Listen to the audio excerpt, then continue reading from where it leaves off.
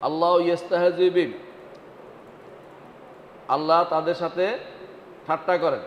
এটা কি আমরা বলবো যে আল্লাহ তাদের ঠাট্টার জবাব দেন, নাকি আমরা বলবো আল্লাহ যা তাদের সাথে ঠাট্টা করেন যারা আল্লাহর সাথে ঠাট্টা করে?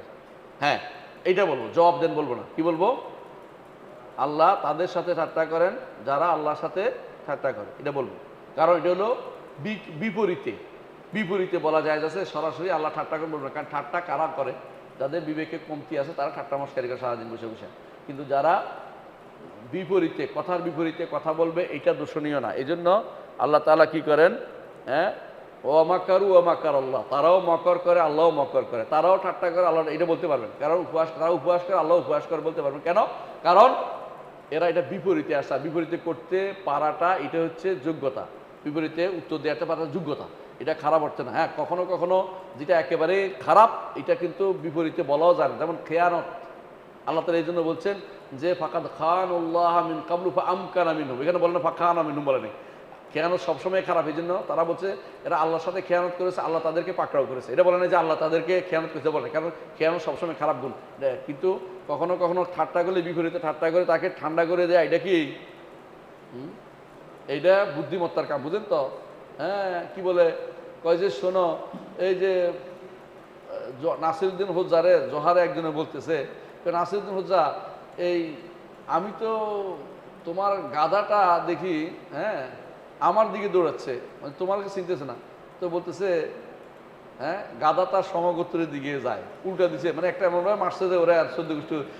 এই যে কথা বলার মানুষের কি আছে? যোগ্যতা আছে। এটা তার মানে তুমি যে আমার দিকে পচা কথা কই আমার একটা বেজার লাগাইবে, আমি তোমার একটা কথা দিয়ে আটকাই দেবো, এটা তো বুদ্ধিমত্তা।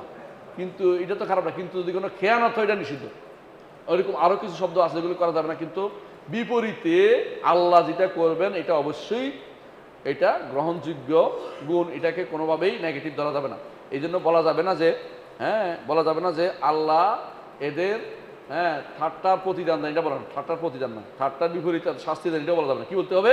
আল্লাহ, তারা যেহেতু ঠাট্টা করে, আল্লাহ তারা উপহাস করে, আল্লাহ এদের উপহাস করে। এইটা শেষ। আর একটা প্রশ্ন, হাল মানাল কাদা ওয়াল কাদার মাহসুন ফি ইলমিল্লাহ ওয়া ইরাদাতি ফাকাত আমরি তাকদীর মানে জায়াতুন আলাইহা, হ্যাঁ, ওয়াল ইরাদাতু হিয়াল ইযন মিনহু ফাকাত বাদা মাশিয়াতিল আবদ। কে বলে এগুলি? সুবহানাল্লাহ। এই মাসলাগুলি লম্বা আলোচনার বিষয়, এগুলি আমরা আমাদের বইতে আলোচনা করেছি। যারা এখানে প্রশ্ন করেছেন তাকে পরে আলোচনা করবো। এটা হচ্ছে আসলে আল্লাহর কাদা ওয়াল কাদার। একটা হচ্ছে কি আল্লাহ নির্ধারণ করেছেন, একটা হলো ফয়সালা করেছেন। একটা ফয়সালা করার পরে চলতেছে, হ্যাঁ, আমরা আল্লাহর ফয়সালা অনুসারে চলি। এই যে আল্লাহ নির্ধারণ করছে এটা হবে, এটার উপরে যে চলতেছি, কাদা এটা অবশ্যই ঘটবে, ঘটতেছে যেটা, এটা হলো কাদা। বুঝছেন তো? মানে এটার উপরে চলতেছি। অথবা কেউ বলছে উল্টাটা, মানে এটার একটা হচ্ছে নির্ধারণ, একটা হচ্ছে এটার উপরে চলন। এইটাই হচ্ছে মূলত এখানে মাস এলমিল্লা এরাদা। না না না, এটা বাস্তবতাও তো এটা আছে। আল্লাহ এরাদার মধ্যে নাই, এলেম আছে, এরাদা আছে, কেতাবা আছে, মাসিয়া আছে, সবই তো আছে। এগুলো অস্বীকার করবেন কি করে? সুতরাং তাকদির মানা জায়েদ, এই কথাটা ঠিক না। এটা শুরুটাই একই জিনিস। অর্থাৎ একটা কি নির্ধারণ করছেন, একটা নির্ধারণ অনুসারে চলছে দুনিয়া জগৎ। এটা হলো কাদা ওয়াল কাদা।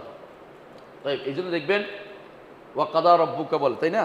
যে আল্লাহ তাআলা নির্ধারণ করছেন, আল্লাহ তাআলা হুকুম দিয়েছেন, সেই হুকুম অনুসারে চলাটা হচ্ছে আলাল কাদের নামসি, আল্লাহর তাকদির উপরে আমরা চলাফেরা করি। ইয়া আল্লাহ সব। আরেকটা প্রশ্ন তিনি বলছেন যে, প্রশ্ন করছেন যে আল্লাহর এরাদা যে শুধু তার পক্ষ থেকে অনুমতি, এটা না না না, অনুমতি না।